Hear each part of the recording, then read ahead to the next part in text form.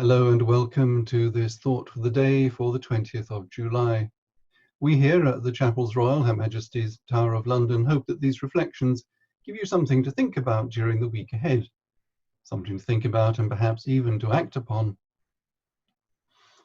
I wonder how many of us made grand resolutions at the beginning of the lockdown, to read a book or books that had been looking at us accusingly from the bookshelf for some time. There is a wonderful Japanese word, tsundoku, which means buying a lot of books but never getting around to reading them. Tsundoku. If nothing else, the fact that the Japanese have a word for it ought to offer you some comfort that you are not alone. We have a neighbour who not only resolved to read all of Hilary Mantel's Cromwell trilogy in one go, but has stuck to it. By now he should be nearing the end of The Mirror and the Light. For all we know, maybe he's finished them all and is going around for a second time. I wish I could say the same. Just when I feel brave enough to tackle one of my unread volumes, an awful lethargy seems to descend, and I find something else to do. People like different sorts of books. Some are addicted to certain genres, and others never touch them. Take science fiction, for example. For some, it offers profound philosophical reflections on the nature of our being and how it is that we are the way we are.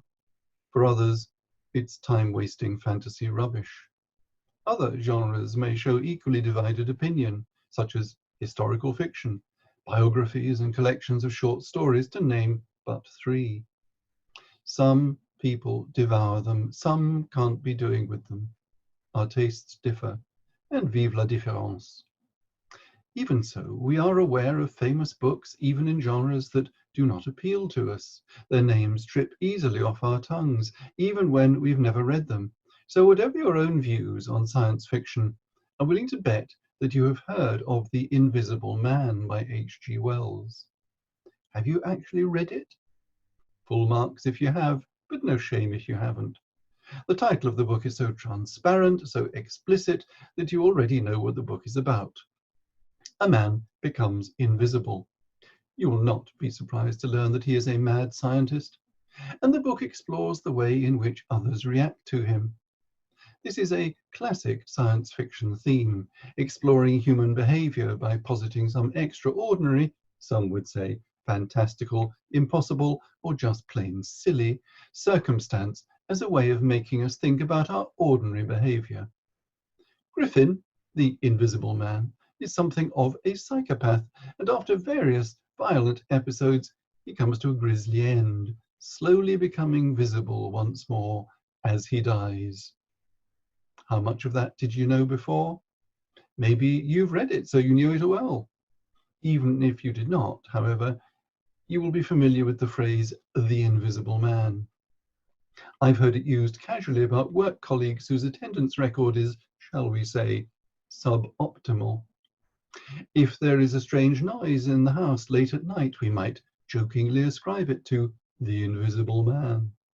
If we cannot find something, then it turns up in an unexpected place and nobody owns up to having moved it. We might say it must have been the Invisible Man. In one way or another, the phrase has entered the language.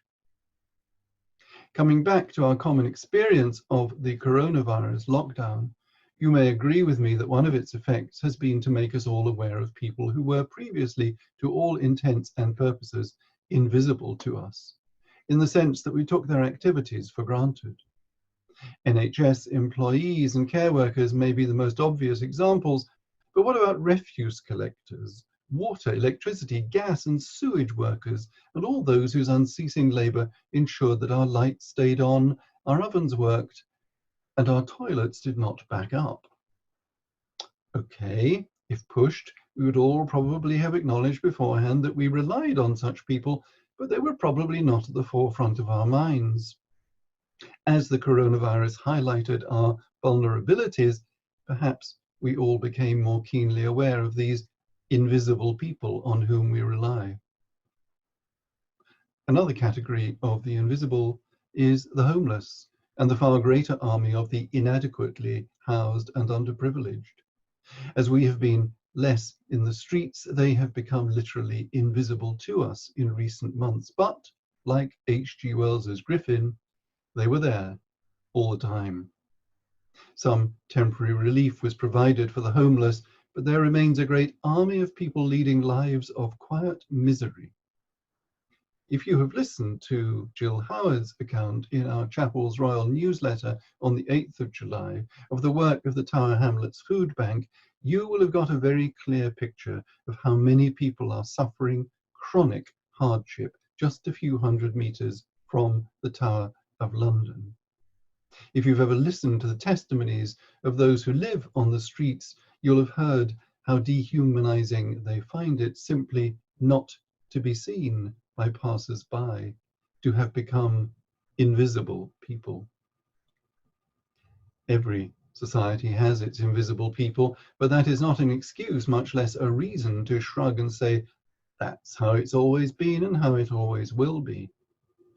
One of the defining characteristics of Jesus's ministry was that he actively sought out and consorted with the invisible people of his day, the widows, the lepers, the collaborators with the Romans, prostitutes, and others shunned by society. They were invisible, but not to Jesus. We need to find something good to take from the present plague. As most of us probably suffer from tsundoku, letting our unread books pile up, catching up on our reading is probably not going to be it. But perhaps a more lasting and valuable outcome of these troublous times would be a heightened awareness of the invisible people in our own society, and especially those submerged by poverty and hopelessness. Words are nice. Actions are better. So next time you think of adding yet another book to your tsundoku pile, perhaps think again and redirect the money where it could do more good. And if you're tempted for a moment to write off the poor as feckless sufferers of self-inflicted injuries, reflect for a moment on their children.